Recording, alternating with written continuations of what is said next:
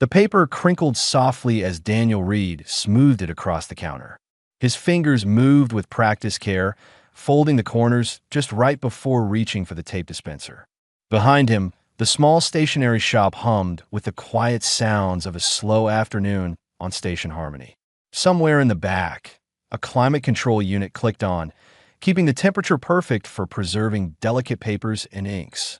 "Is it straight?" Sila asked, her voice carrying that particular mix of excitement and worry that only children seem to master. Her scaled head tilted sideways, catching the light from the overhead panels. The iridescent blue-green of her skin shifted between colors as she moved. Daniel stepped back, studying the drawing with the same seriousness he might give a priceless painting.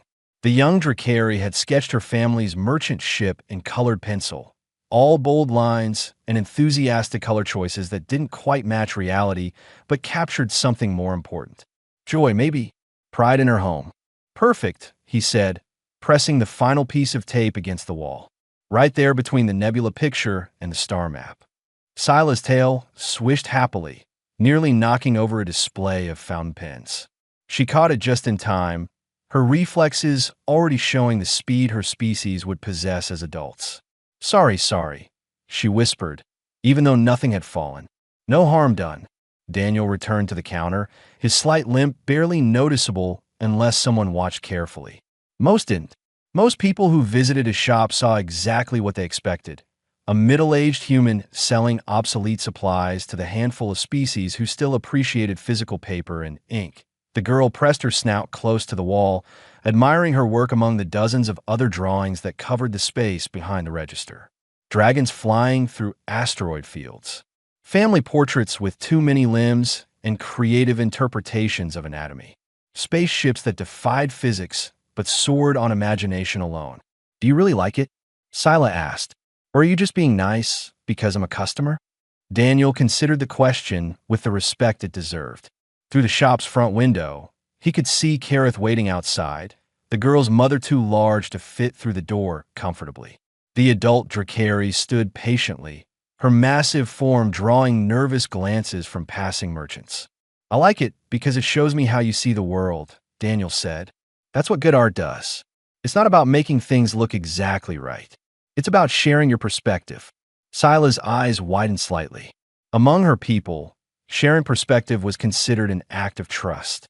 Her mother had explained that humans sometimes said things without understanding their weight, but this shopkeeper seemed different. He chose his words carefully, like he knew what they meant. "Next time, I'll show you something about shading," Daniel continued, pulling out a piece of scrap paper. His pencil moved quickly, demonstrating how light and shadow could give dimension to a flat drawing. "See how this makes the ship look more solid? More real?" The girl leaned in, fascinated. Her claws clicked softly against the counter as she shifted her weight. "Can you teach me?" "I can try." Daniel smiled, the expression reaching his eyes in a way that made him look younger than his gray-streaked hair suggested. "Learning is something you do, though. I just point you in the right direction." They spent another 10 minutes going over basic techniques. Daniel explained things simply, without condescension, treating Sila's questions as legitimate and important. When she finally gathered her remaining pencils and headed for the door, she paused. "My brother says most species are scared of us," she said quietly. "He says they think we're going to hurt them just because we're big and have teeth and claws." Daniel's hand moved unconsciously to his left shoulder, fingers brushing against the fabric of his simple shirt. "People fear what they don't understand," he said. "That's not your fault. It's their limitation, not yours. You're not scared." "No," he agreed. "I'm not." Sila nodded, processing this, then rushed outside to where her mother waited. Through the window, Daniel watched the girl animatedly describe the shading lesson, her tail creating elaborate shapes in the air. Kareth's massive head lowered, listening, and then she looked toward the shop. Her eyes met Daniel's for a moment. She nodded once, a gesture of acknowledgement that crossed species barriers. Daniel returned the nod and turned back to his work. The shop needed restocking. A shipment of specialty inks had arrived that morning, and they wouldn't organize themselves. He moved through the familiar routine, finding comfort in the simple tasks. Checking inventory, arranging displays, making sure everything had its place. His life here was quiet, predictable, safe. Exactly what he'd wanted when he'd arrived at Station Harmony 5 years ago with nothing but a small savings account and a desperate need to disappear into anonymity. The merchant district had welcomed him without too many questions. Business licenses were easy enough to obtain if you had clean records and sufficient funds. Nobody asked why a human in his 40s wanted to sell paper and pens when most of the galaxy had moved on to digital everything. The few customers who did come appreciated the personal touch, the careful recommendations, the knowledge that went beyond simple sales pitches into genuine expertise about materials and techniques. Daniel had discovered that helping people find the right tools for their creative projects brought a satisfaction he hadn't felt in years. As the afternoon stretched toward evening, the traffic outside his shop thinned. Most merchants were closing up, heading back to their quarters or to the station's recreation areas. Daniel began his own closing routine, counting the cash equivalent in his register, making notes about items running low. His sleeve rode up slightly as he reached for the overhead lights. The edge of a tattoo peeked out, dark lines against his skin forming shapes that might have been feathers. He tugged the fabric back down quickly, an old habit reasserting itself. The shop went dark except for the security lighting. Daniel locked the door, tested it twice, and headed down the corridor toward his small apartment 3 levels up. His limp was more pronounced now, the old injury making itself known after a long day on his feet. Behind him, Sila's drawing hung on the wall with all the others, a splash of color in the dimness. Tomorrow, more children would come. More art would be created. More small moments of connection would happen in the quiet space he'd built. IT was enough, he told himself. It had to be enough. The corridor echoed with his footsteps, and somewhere in the distance, Station Harmony hummed with the life of thousands of beings going about their evening routines, none of them knowing that the gentle shopkeeper who sold them paper had once flown through hostile space with a falcon's precision and a warrior's heart. 6 days had passed since Sila's last visit when the veteran officer walked through the door. Daniel noticed her immediately, not because of the military uniform, but because of how she moved. Economy of motion. Eyes that tracked everything without seeming to stare. The kind of awareness that came from training and experience, not paranoia. "Good afternoon," he said from behind the counter, where he'd been sorting through a new shipment of archival papers. "Welcome. Let me know if you need help finding anything." Captain Lyra Austin nodded, her sharp features softening slightly into something approaching a smile. The feathers that blended into her hairline caught the light, showing traces of silver among the dark brown. She moved deeper into the shop, her gaze sweeping across the shelves with professional efficiency. "I need archival quality paper," she said. "Something that will last decades without degradation. We're updating our hard copy record system." Daniel set down the invoice he'd been reviewing. "For official documents, military incident reports. Chain of command requires physical backups for certain classifications." Lyra ran her fingers along a stack of cream-colored paper, testing the texture. "Digital systems can be corrupted or hacked. Paper endures. Smart policy." Daniel moved to a different section of the shop, his limp pronounced enough that Lyra's eyes flickered downward for just a moment. "Most species have moved away from hard copies entirely. Your people still value permanent records." "We do." Lyra followed him, maintaining a respectful distance. "Veteran history was nearly lost twice during our expansion period. Digital archives failed. Only the physical documents survived." Daniel reached for a shelf above his head, stretching to grab a particular sample book. As his arm extended, his sleeve pulled back several centimeters.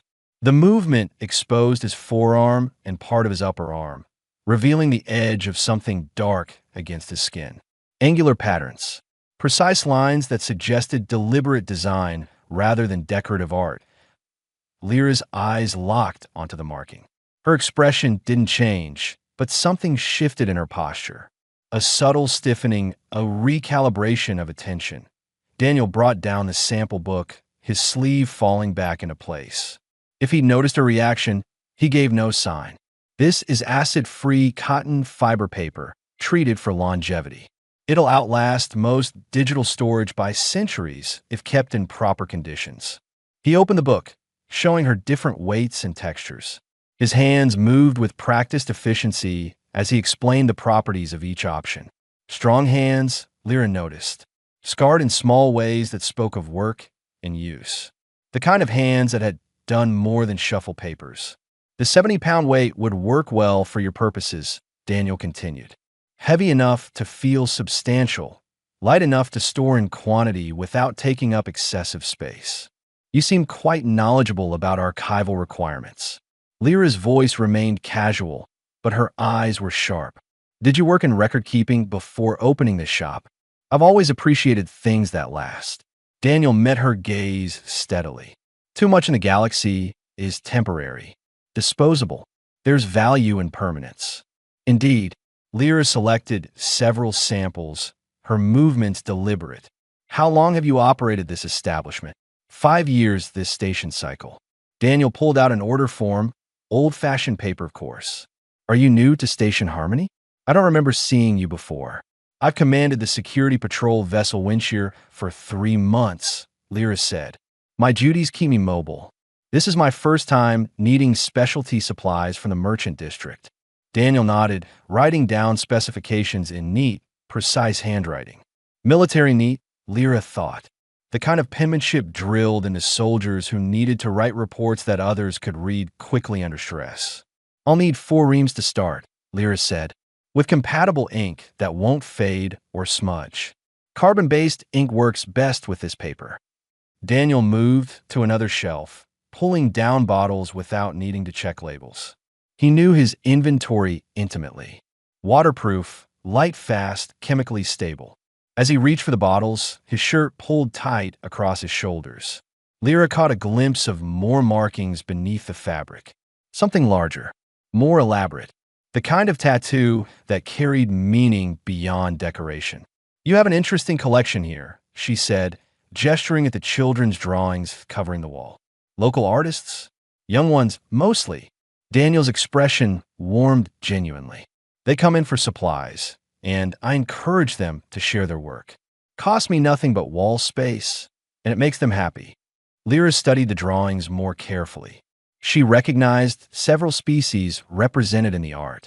Human children, yes, but also Dracari, Vadran, even a few from species known for being insular and mistrustful.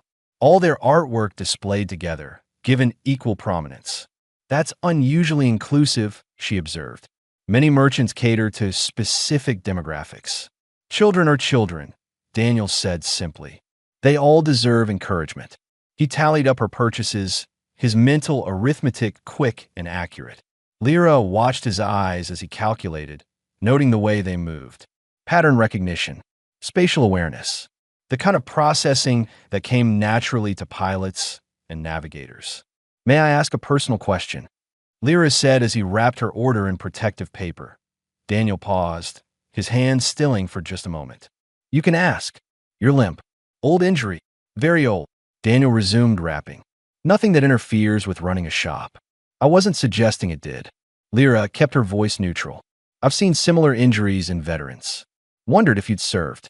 The silence that followed lasted only seconds, but Lyra felt the weight of it. Daniel finished wrapping the package, secured it with tape, and met her eyes directly. I've served my time, he said quietly. Now I serve customers. Simpler, quieter, nothing wrong with quiet.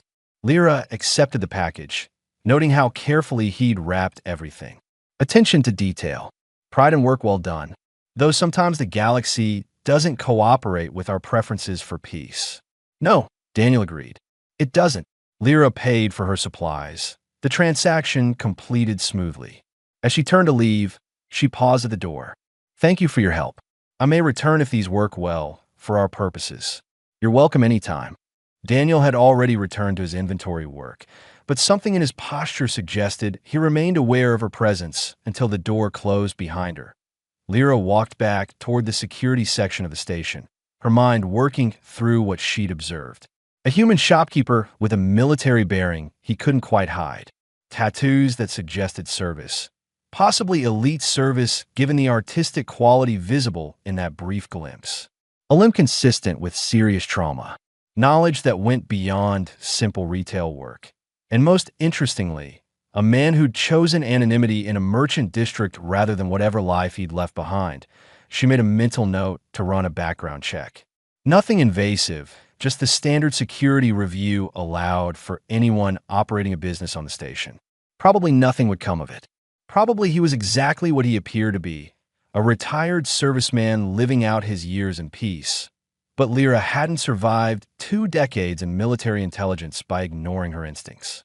And her instincts said Daniel Reed had stories he wasn't telling, skills he wasn't using, and a past that didn't quite match the quiet present he'd built. The question was whether any of that mattered.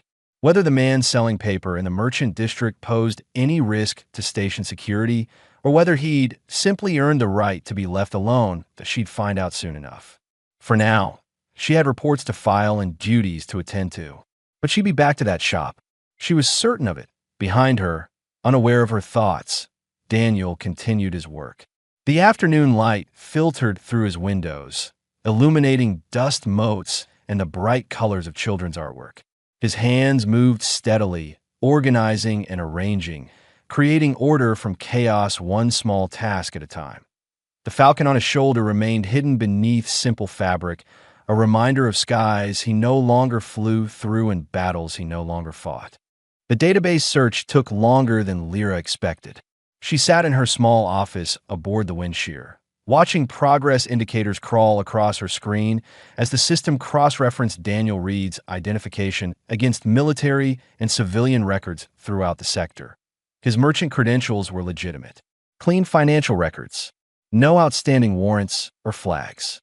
He paid his taxes on time, maintained proper licensing, and had never generated a single complaint from customers or neighboring businesses. 5 years of perfectly ordinary, unremarkable civilian life. Before that, nothing. The record simply stopped, as if Daniel Reed had materialized fully formed at the age of 43 with a bank account and a business plan. Lyra leaned back in her chair, considering. People didn't just appear from nowhere. Everyone had a past, a history, a trail of documentation following them through life. Except Daniel Reed apparently didn't, or at least not under that name. She ran a secondary search, broadening parameters. Former military personnel who'd separated from service around the right time frame. Humans specifically, given the species match. The list was extensive but manageable. She added physical descriptors. Age range, distinctive features, injury patterns consistent with what she'd observed. The list narrowed considerably. Then she added one more filter. Personnel with flight training and reconnaissance specialization. Based on the movement patterns and spatial awareness, she'd noted 0.3 names came back. 2 were accounted for in other sectors, their current activities well documented. The 3rd had no current location listed. Status: honorably discharged medical. No forwarding information. Records sealed at personal request, which was unusual but not unheard of for certain classifications of service. The file photo was 15 years old, but Lyra recognized the face. Younger without the gray hair or the lines around the eyes, but definitely the same man. The name in the file wasn't Daniel Reed. She didn't access the sealed records. That would require justification she couldn't provide, and frankly, she wasn't sure she wanted to know. Whatever he'd done, whatever he'd been, clearly he'd paid his dues and earned the right to walk away. Still, the mystery nagged at her. Meanwhile, back in the merchant district, Daniel was teaching perspective to an unusual pair of students. Scylla had returned with her older brother Torvin, whose massive frame filled the shop's doorway uncomfortably. The adolescent Drakari had to hunch his shoulders to fit inside, and he moved with exaggerated care to avoid knocking things over. "I don't need to learn drawing," Torvin said, but his eyes kept drifting to the technical manual Daniel had casually left open on the counter. Ship schematics, rendered in precise detail. "Nobody needs to learn anything," Daniel replied mildly. "But learning makes life more interesting. Scylla, show your brother what we worked on last time." The young Drakari proudly demonstrated her shading technique, her tongue poking out slightly as she concentrated on making the shadows fall correctly. Torvin watched, tried to appear disinterested but clearly paying attention. The principle is the same whether you're drawing for art or for technical plans, Daniel explained, pulling out fresh paper. Understanding how three-dimensional objects translate to two-dimensional representation. Here, try this. He sketched a simple cube, then showed them how changing the viewing angle changed the visible faces and proportions. Torvin's eyes lit up despite himself. This was practical, useful, the kind of skill that would help him understand ship designs, maybe even create his own modifications someday. You understand projection really well, Torvin said, watching Daniel's pencil create a complex geometric form with practiced ease. Did you study engineering? I studied a lot of things. Daniel handed Torvin a pencil. Try drawing this from a different angle. Imagine you're looking at it from above. Torvin took the pencil awkwardly. His claws made precise work difficult, but he managed. Daniel watched patiently, offering gentle corrections when the perspective skewed wrong. Never criticism, just guidance. The same tone he used with Scylla.it surprised Torvin. Most adults either treated young Drakari with fear or with excessive caution, as if they might explode into violence at any moment. His people had a reputation, deserved or not, for being aggressive and dangerous. Adolescents especially were considered volatile, their strength outpacing their emotional control. But this human shopkeeper seemed completely unconcerned. He stood within easy reach of Torvin's claws and tail, correcting his grip on the pencil, pointing out mistakes without any trace of nervousness. Like Torvin was just another student, not a potential threat. "Why aren't you afraid of us?" Torvin asked bluntly. Scylla made a small noise of protest at his rudeness, but Daniel just smiled. "Should I be? Most people are. Most people fear what they don't understand," Daniel said, echoing what he'd told Scylla before. "I prefer to understand things before deciding whether fear is appropriate. And you understand, Drakari. I understand that you're both people learning to navigate a complicated galaxy," Daniel replied. "Same as everyone else. Being bigger and stronger than most species doesn't make you monsters. It just makes you bigger and stronger." Torvin absorbed this, then returned to his drawing. The session continued for another hour. Daniel showed them how to use vanishing points, how to create depth through overlapping shapes, how to make technical drawings clear and readable. His teaching was patient but precise, offering exactly the information needed without overwhelming them. When their mother finally called them back, Torvin hesitated at the door. "Thank you," he said awkwardly. "This was actually helpful. Come back anytime." Daniel began cleaning up the scattered papers and pencils. "Both of you. Learning is always worth the time." After they left, Daniel stood at his window, watching them rejoin Kareth. The massive Drakari mother listened to both children talking excitedly, her tail swaying with pleasure. She looked toward the shop again, and this time she made a formal gesture, a specific movement of her clawed hand that Daniel recognized from his old briefings on Drakari culture. Honor acknowledgement. Reserved for those who showed respect to Drakari younglings without expectation of reward. Daniel returned the gesture carefully, precisely. Kareth's eyes widened slightly, surprised that a human wouldn't know the proper response. Then she nodded and guided her children away. That evening, Lyra returned to the shop just before closing. Daniel looked up from his ledger as she entered, his expression neutral but not unwelcoming. "Captain Austin, did the paper not meet your requirements?" The paper was perfect. Lyra closed the door behind her, noting that the street outside had emptied for the evening. "I came to ask a different question." Daniel set down his pen and waited. "I ran a background check," Lyra said directly. "Standard security procedure for all merchants. Your records are remarkably clean. I've never broken any laws on this station." "No, you haven't. But your records are also remarkably short. 5 years. Before that, nothing." She paused, almost like you didn't exist. "I existed," Daniel said quietly. "Just not here. Not like this. I'm not trying to expose you or cause problems," Lyra continued. "But as station security, I need to know if you represent any kind of risk." Daniel considered her words carefully. Outside, the corridor lights dimmed to evening mode. The shop felt smaller somehow, more intimate in the gathering shadows. I represent no risk to this station or anyone on it, he said finally. I came here to escape attention, not to cause trouble. I just want to run my shop and be left alone. Why? Because I earned it. For the first time, something hard crept into Daniel's voice. I gave 20 years. I did my duty. When I couldn't do it anymore, I left. That's all. Lyra studied him for a long moment. She thought about the sealed records, the medical discharge, the careful way he moved, the tattoos he kept hidden, the teaching he gave freely to children from species that frightened most others. All right, she said. I believe you. Daniel's shoulders relaxed slightly. Thank you. But if circumstances change, if I need to know more for legitimate security reasons, I'll ask. And I'll expect honest answers. Fair enough. Lyra turned to leave, then paused. The Drakari children. You teach them drawing? Among others, yes. That family has a difficult reputation in some sectors. Karatha's husband was a war leader. Many species still fear their name. Children aren't responsible for their parents' choices, Daniel said.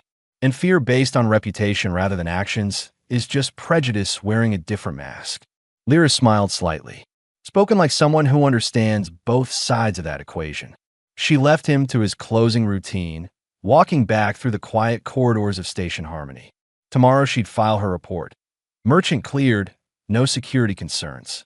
The sealed military records would stay sealed. Whatever Daniel Reed had been before didn't matter as much as what he was now, the shopkeeper.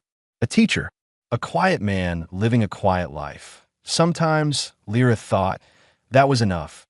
The emergency siren shattered the evening quiet without warning. Daniel's hands stilled on the lock he'd been turning, every muscle in his body suddenly alert. The sound was distinctive, different from the regular drills that Station Harmony ran monthly. This was real. Around him, merchants and residents poured from their shops and quarters, confusion turning rapidly to fear as the public address system crackled to life. Security breach in Maintenance Sector 7. All civilians proceed immediately to designated safe zones. This is not a drill. Repeat, this is not a drill. Daniel's mind shifted into old patterns before he could stop it. Maintenance Sector 7 connected directly to the merchant district through 3 access corridors. If hostiles had breached there, they'd reach civilian areas within minutes. His eyes tracked the crowd flow, noting bottlenecks, calculating evacuation times, too slow. The crowd was panicking, moving inefficiently. Parents searching for children, elderly struggling to keep pace. He saw Karatha's massive form 3 shops down, her head swiveling frantically. Then he heard the scream.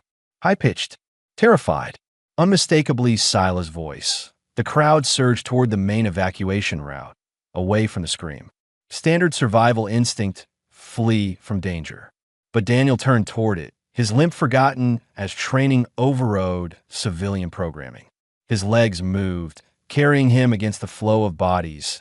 Toward the source of fear, he found her in a side corridor, the narrow space that connected to a service passage. 3 Krell raiders blocked her escape, their reptilian features twisted in cruel amusement. They wore mismatched armor and carried weapons that looked well used. Pirates, not military. Opportunistic predators taking advantage of chaos. Sila pressed herself against the wall, her scales pale with terror. She was small for her species, still young enough to be vulnerable. The Krell knew it. One of them reached for her with a clawed hand, laughing at her distress. Leave her alone. Daniel's voice cut through the corridor, sharp and cold. Nothing like the gentle shopkeeper's tone. This was command voice, the kind that expected instant obedience. The 3 Krell turned, surprised.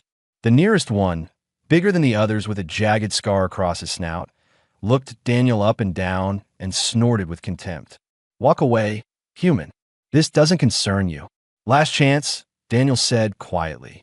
Step away from the child. The scarred Krell laughed and moved toward him instead. Or what? You'll bleed on us.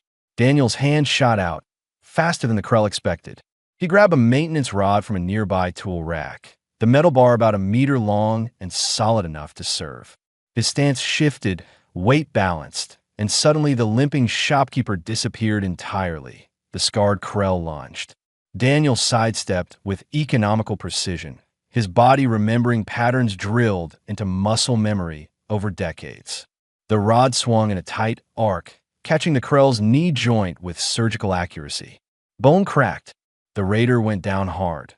The second Krell raised his weapon, some kind of energy pistol. Daniel was already moving, closing distance before the weapon could track him properly. He drove the rod into the raider's wrist, forcing the weapon up and away. His free hand struck the Krell's throat, precise force to the nerve cluster that would paralyze without killing. The raider collapsed, gasping. The third Krell was smarter. He grabbed Scylla, using her as a shield, his blade pressed against her neck. Back off, or the hatchling dies. Daniel stopped, his eyes fixed on the raider with absolute focus. You hurt her, and you die. Simple as that. Big talk for Shopkeeper. But the Krell's voice wavered slightly. Something in Daniel's eyes, in his absolute stillness, triggered prey recognition. I'm going to count to 3, Daniel said, his voice flat and cold. 1. The Krell pressed the blade closer. Scylla whimpered. 2. Daniel's weight shifted almost imperceptibly. The rod in his hand adjusted angle by millimeters. His breathing slowed, entering the calm space where training lived. 20 years of combat experience compressed into the space between heartbeats. 3. He moved, not toward the Krell, but to the side, drawing the raider's attention and weapon in that direction. Then he pivoted, the rod leaving his hand in a precisely calculated throw. It wasn't a killing strike, but it didn't need to be. The rod hit the Krell's elbow joint with enough force to shatter bone, and the blade clattered away from Scylla's throat. Daniel covered the distance before the Krell could recover. His hands found pressure points with the accuracy of someone who'd studied anatomy for combat purposes. The raider went down unconscious, no longer a threat. Scylla stood frozen, trembling. Daniel's demeanor shifted instantly, the cold warrior replaced by gentle concern. He knelt beside her, his voice soft again. Are you hurt? Did they harm you? She shook her head mutely, tears streaming down her scaled face. Daniel pulled her into a protective embrace, shielding her from the sight of the incapacitated raiders. His shirt had torn during the fight, the fabric split across his left shoulder. The tattoo was fully visible now. An elaborate falcon rendered in dark ink, wings spread across his shoulder blade and upper back, every feather detailed with artistic precision. Beneath it, in crisp military lettering, 82nd Reconnaissance Wing. Below that, a series of numbers and symbols that meant nothing to most civilians, but everything to military personnel who understood commendation codes. Footsteps echoed in the corridor. Heavy boots moving fast. Lyra appeared with 4 security officers, weapons drawn. She took in the scene with trained efficiency. 3 disabled raiders, 1 terrified child, and Daniel Reed holding her protectively while sporting injuries and visible military markings he'd previously kept hidden. Their eyes met across the corridor. Understanding passed between them, wordless and complete. Secure the hostiles, Lyra ordered her team. Then, to Daniel, is she hurt? Scared, not injured. Daniel stood slowly, keeping himself between Scylla and the security team until he was certain they represented safety, not threat. Old instincts died hard. Caratha's roar echoed through the station before she physically arrived. The massive Drakari mother burst into the corridor with enough force to crack the deck plating, her eyes wild with parental terror. She saw her daughter, saw Daniel covered in torn fabric and other people's blood, and her brain performed calculations that led to one conclusion. Scylla. Carat scooped up her child with gentle claws that could have torn through steel. She turned to Daniel, and to Lyra's surprise, she lowered her massive head in a gesture of profound respect. You protected her. Anyone would have, Daniel said quietly. No, Carat said firmly. Most would have run. You ran toward danger to save my child. This is not a small thing. More security forces arrived. Station protocols required witness statements, medical checks, incident reports. Daniel cooperated mechanically, answering questions with the minimum detail necessary. Yes, he'd intervened. No, he hadn't killed anyone. Yes, he understood the risks he'd taken. Lyra watched him deflect questions about his combat training with practiced ease. She said nothing, filing her own observations mentally. The sealed military records suddenly made more sense. Elite reconnaissance didn't just mean flying scout ships. It meant operating behind enemy lines, often alone, often with nothing but improvised weapons and training. The kind of training that let a shopkeeper disable 3 armed raiders without taking a scratch. As the immediate crisis subsided and Kareth carried Scylla toward medical for standard checks, Lyra approached Daniel. He was leaning against a wall, exhausted now that adrenaline had faded. The limp was back, his leg clearly bothering him after movements it wasn't built for anymore. "That was impressive," she said quietly. "That was necessary," Daniel corrected. He touched his torn shirt, finally noticing how much of his tattoo was exposed. So much for anonymity. The raiders are Krell pirates, small-time opportunists. They'll be processed and sent to detention facilities. Lyra posted, "Your identity is safe. I'll make sure the reports are filed appropriately." Daniel looked at her, searching for judgment or calculation in her expression. He found neither, just respect and something that might have been understanding. "Thank you," he said finally. "You protected a child at risk to yourself. That's what matters." Lyra gestured toward the medical bay. "You should get checked out. That leg isn't going to appreciate what you just put it through." Daniel nodded, but didn't move immediately.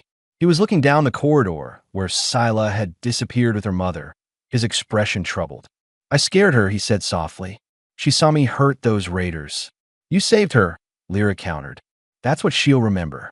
Trust me." She was right, though Daniel wouldn't know it until later. In the medical bay, Scylla would tell her mother about the shopkeeper who'd become something else, something fierce and protective. About how his voice had changed, how he'd moved, how he'd stood between her and danger without hesitation. And Kareth would recognize the description for what it was, a warrior who'd chosen peace but hadn't forgotten how to fight when it mattered most.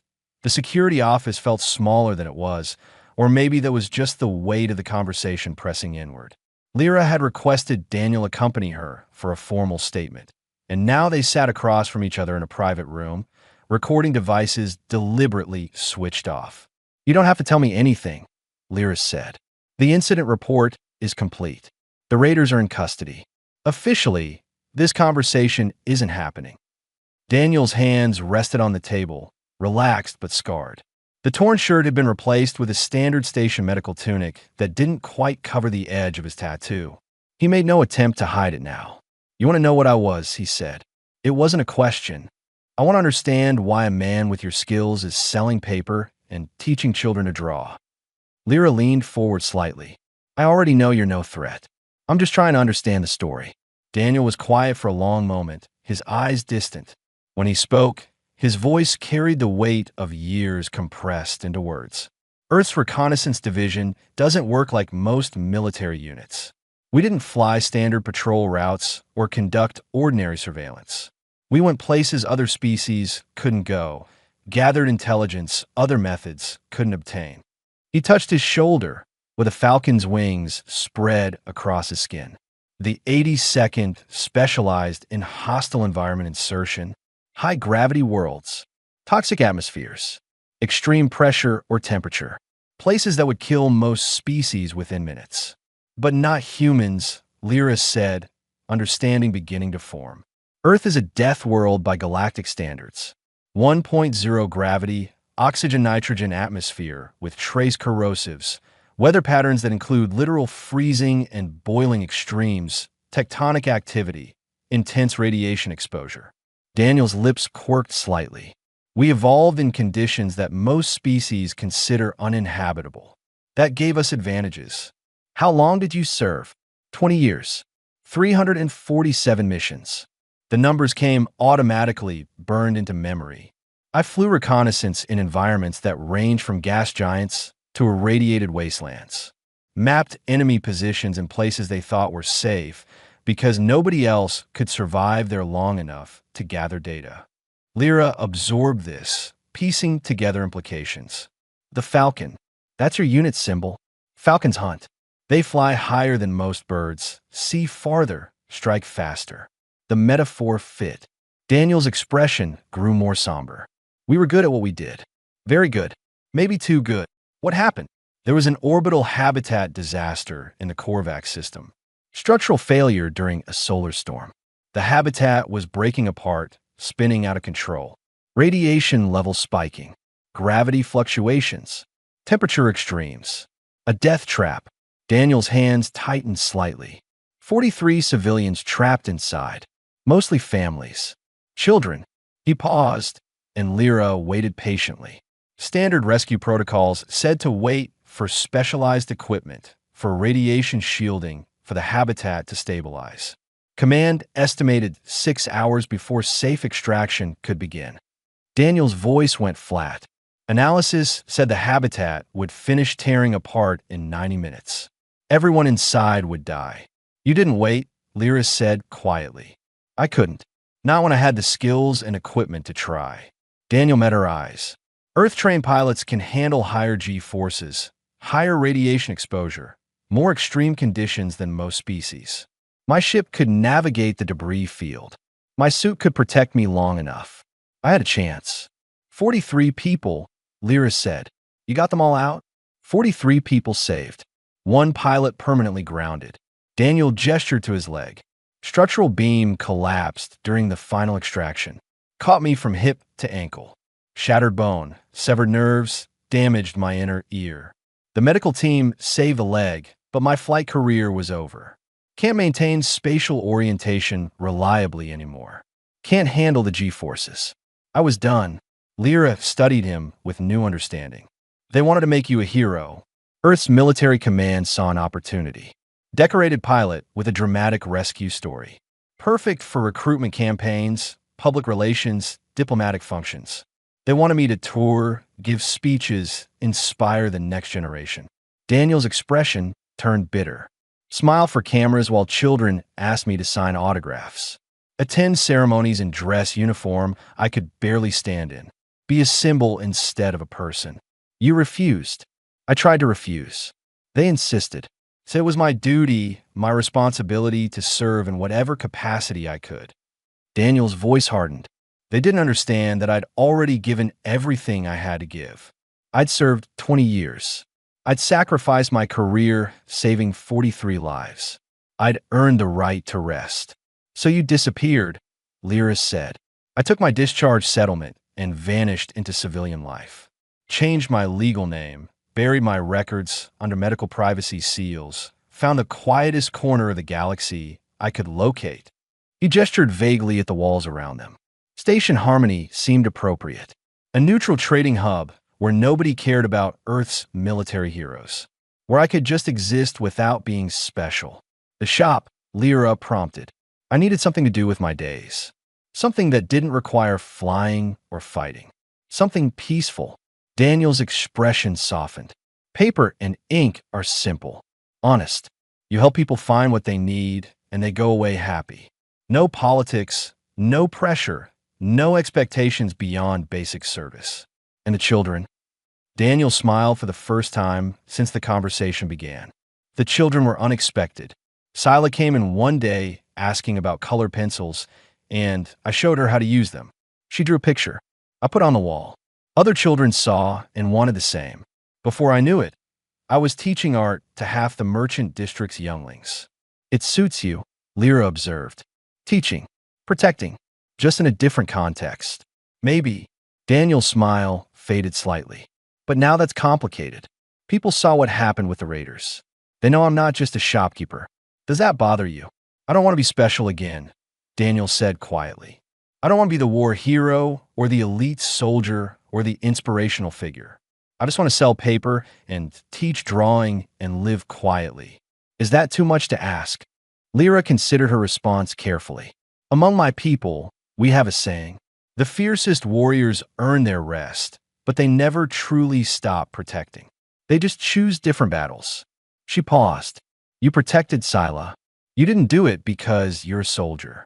You did it because you're a decent person who couldn't watch a child be harmed. That's not your military training. That's who you are.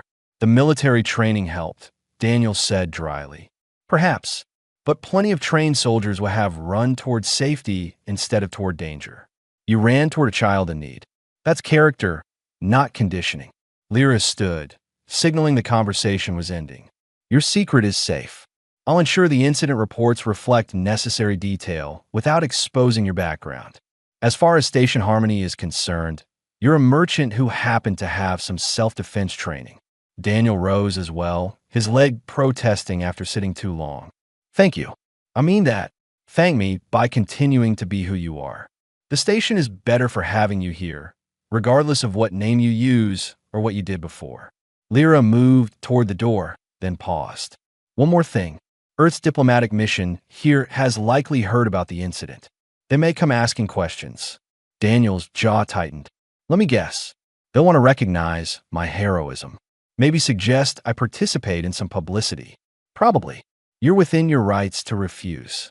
I will refuse. Firmly if necessary. He met her eyes. I pay my dues. I don't owe them my privacy or my peace. Lyra nodded approvingly. Good. If they give you trouble, let me know. Station security has jurisdiction over civilian harassment, even when the harassers wear official credentials. Daniel felt something in his chest unclench slightly. He'd spent 5 years waiting for his past to catch up to him, expecting judgment or exploitation or demands he couldn't meet. Instead, he'd found someone who understood, someone who saw both the warrior he'd been and the man he'd become, and respected both. You're a good officer, Captain Austin. You're a good man, Daniel Reed. She opened the door. Now go home. Rest that leg before it reminds you why doctors said you should never run on it again. Daniel limped out of security, making his way back through familiar corridors. Word of the incident had spread, and several merchants nodded respectfully as he passed, not with awe or fear, but with simple acknowledgement. He'd done a brave thing. They recognized it. That was all. His shop was as he'd left it, minus the lock he'd forgotten to finish turning before the alarm sounded. He secured it now, then stood in the quiet space, surrounded by paper and ink and children's drawings. The Falcon on his shoulder seemed less burdensome somehow, no longer a secret that needed hiding, but just a part of his history that informed his present. Tomorrow, he thought, Scylla would probably return. She'd have questions, maybe concerns. He'd answer them honestly, without hiding behind comfortable lies. She deserved that much. They all did. For night, though, he was just tired. The kind of tired that came from using muscles and reflexes that hadn't been tested in years. The kind that reminded him he wasn't young anymore, wasn't invincible, wasn't the pilot who could fly through impossible conditions and emerge unscathed, but he'd save a child. That still counted for something. He turned off the lights and headed home, leaving the shop to its peaceful darkness. Behind him, on the wall, Scylla's drawings hung alongside dozens of others. Small splashes of color and imagination. Proof that beauty could exist in a complicated galaxy if someone took the time to nurture it. 3 weeks passed before the rhythm of Station Harmony fully returned to normal. The Krell Raiders had been processed and shipped to a detention facility in the outer sectors. Security had tightened protocols. Merchants had reinforced their emergency procedures. Life continued, as it always did after brief interruptions of violence. That Daniel's shop remained fundamentally unchanged, except for one detail. He no longer wore long sleeves. The Falcon tattoo was visible now, and while some customers asked about it, most simply accepted it as part of who he was. A former soldier running a quiet business. Nothing remarkable in a galaxy full of people seeking second chances. The real change was subtler, harder to quantify. More families brought their children for art lessons. Parents who'd been hesitant before, worried about imposing or uncertain about the strange human who sold obsolete supplies, now felt comfortable. He'd proven himself trustworthy in the most fundamental way possible. He'd protected a child at risk to himself. Scylla had returned the day after the incident, clutching a drawing she'd made of a falcon flying alongside a dragon. Her mother waited outside, as always, but now Kareth made a point of greeting Daniel personally each visit. The Drakari merchant community had embraced him as one of their own, which carried weight in the broader station hierarchy. This particular afternoon found Daniel's shop more crowded than usual. Sila and Torvin worked at one table. The young Drakari sister focused on shading while her brother sketched technical diagrams with increasing skill. At another table, two human children from the residential district practiced perspective drawing. A Vedran youngling worked on calligraphy in the corner, her parent watching proudly. Daniel moved between them all, offering guidance and encouragement. His limp was more pronounced today, the leg protesting after too many consecutive standing hours, but he ignored it. This mattered more than physical comfort. The shadow needs to fall this direction, he explained to one of the human children, demonstrating with quick pencil strokes. See? The light source is above and to the left, so everything casts shadows down and right. The child nodded, erasing and redrawing with careful concentration. Daniel moved on to check Torvin's work, noting the improvement in the adolescent's line control. The boy had talent for technical drafting, and more importantly, he had patience. You're getting good at this, Daniel said. Have you thought about formal training in ship design? Torvin's scales flushed slightly with pleasure. Mother says if I keep improving, she'll sponsor me for apprenticeship with the merchant fleet engineers. They need people who understand both Drakari ships and multi-species interface requirements. You'd be excellent at that work. Daniel straightened, stretching his back. Remember that different species see spatial relationships differently. What seems obvious to you might not be obvious to a Vedran or a human. Good design accounts for multiple perspectives. Like good teaching, Torvin observed, gesturing at the diverse group in the shop. Daniel smiled. Exactly like good teaching. The door opened and Lyra entered, not in uniform this time, but in casual civilian clothing. She'd become a regular visitor over the past weeks, though Daniel suspected her interest went beyond purchasing supplies. They developed an easy friendship built on mutual respect and unspoken understanding. Busy afternoon, she observed, finding a clear space near the counter. Art waits for no one, Daniel replied, helping Silas select a different colored pencil. What brings you by? Fair warning, actually. Lyra's expression turned serious. Earth's diplomatic attaché requested a meeting with you. I put them off twice, but they're insistent. Daniel's hand stilled. Let me guess. They want to discuss my service record. They want to honor it publicly. There's talk of a ceremony, a formal recognition of your rescue operations. Apparently someone in Earth's bureaucracy finally connected Daniel Reed to your old identity. Lyra posed. I told them you declined such recognition before. They said times have changed, that the diplomatic corps needs positive human stories to counter some recent negative press. In other words, they need a prop. Daniel's voice went flat. A hero to parade around for political purposes. The children in the shop had gone quiet, sensing the tension. Daniel forced himself to relax, to keep his expression neutral. Whatever frustration he felt about Earth's diplomatic corps had no place in this space. You can refuse, Lyra said quietly. You're a civilian merchant. They have no authority over you. Will they accept that refusal? They'll have to. I'll make sure of it. Lyra's eyes held steel. Station security doesn't appreciate harassment of merchants, even when it comes from official diplomatic channels. Daniel considered this, watching the children resume their work with the resilience kids always showed. They'd already moved past the uncomfortable moment, focused again on their drawings. He envied their ability to let things go so easily. Tell them I'm willing to meet, but not for a ceremony. He spoke carefully, forming the words as he thought them. If they genuinely want to discuss Earth's relationship with its veterans, if they want to understand why some of us chose to disappear rather than be celebrated, I'll have that conversation. But I won't be displayed like a trophy. Lyra nodded approvingly. I'll convey the message, and I'll attend the meeting with you, if you'd like. As your security liaison, I'd appreciate that. The door opened again, and this time it was Kareth herself, ducking low to fit her massive head through the opening. She held something carefully in her clawed hands. Shopkeeper Reed, she said formally. May I enter? Of course, though it might be tight quarters. Daniel gestured welcome. Kareth maneuvered inside with exaggerated care, her bulk filling a significant portion of the small shop. The children watched with wide eyes. Adult Drakari rarely came into spaces designed for smaller species, too concerned about accidentally causing damage. My family wishes to thank you properly, Kareth said, for protecting Scylla, for teaching both my children, for treating us with respect when many others show only fear. She extended what she'd been holding, a carefully wrapped package. This is a small token, but it carries meaning among my people. Daniel accepted the package, unwrapping it to reveal a carved wooden plaque.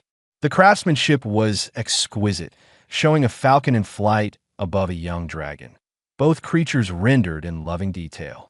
Beneath, in both human script and Drakari symbols, were words, guardian across species, teacher of the young, friend to those who fly. This is beautiful, Daniel said honestly. Thank you. It's traditional, Kareth explained. When a warrior chooses to teach rather than fight, when they protect the vulnerable without seeking glory, we honor that choice. You could have remained hidden, remained safe. Instead, you acted. That deserves recognition. Daniel felt something tight in his chest loosen slightly. This wasn't exploitation or political maneuvering. This was genuine gratitude from a parent whose child he'd saved. There was no hidden agenda, no expectation beyond simple acknowledgement. Hang it in your shop, Kareth continued, so all who enter know what kind of person runs this place. Daniel found space on the wall, between the children's drawings and his inventory lists. The plaque fit perfectly, its rich wood grain contrasting with the simple white walls. Scylla clapped her claws together with delight, pleased to see her family's gift displayed prominently. The afternoon continued with lessons and quiet conversation. More customers came, some buying supplies, others just stopping to see the plaque that was already generating discussion in the merchant district. Word traveled fast in close communities, and the story of the Drakari family's formal honor to the human shopkeeper spread quickly. This evening approached, and families began collecting their children. Lyra lingered at the counter. "You've built something here," she observed. "Something that matters to people." "I sell paper," Daniel said, but there was warmth in his voice. "You do more than that. You create space for children to learn, for families to connect across species barriers, for veterans like yourself to find purpose beyond war." Lyra gestured at the wall of artwork. "This is its own kind of service." Daniel studied the drawings, the bright colors and simple joy they represented. Scylla's falcon and dragon held pride of place now, joined by the carved plaque from her mother. Evidence of connections made, trust built, communities strengthened. "Maybe you're right," he admitted. "I wanted to escape being a symbol, but I suppose I became one anyway. Just a different kind. The best kind," Lyra said. "Not a symbol imposed by authority or politics, but one that grew naturally from who you are and what you do." After she left, Daniel finished his closing routine, counting the register, organizing supplies, making notes for tomorrow's restock. Simple tasks that brought satisfaction in their completion.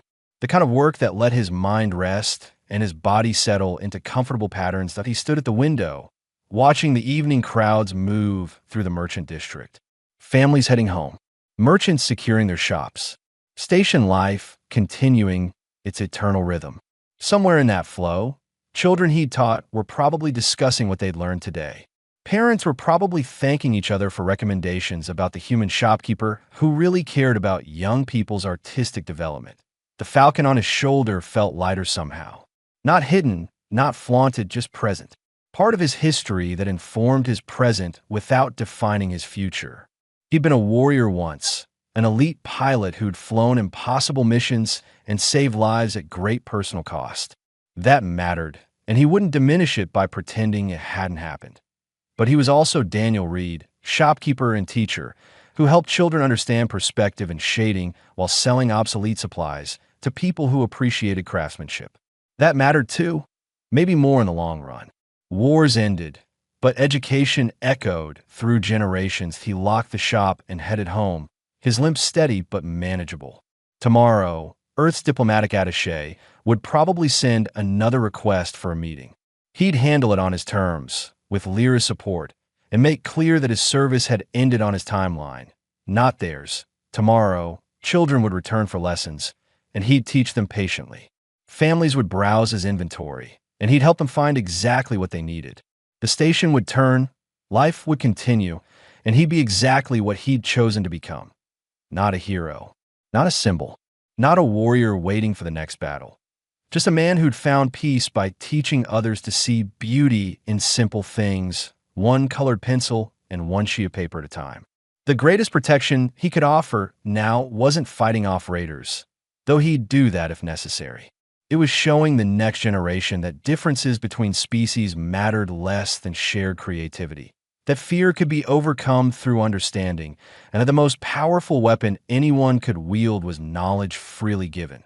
The Falcon had learned to rest. The Dragon Child had learned to draw.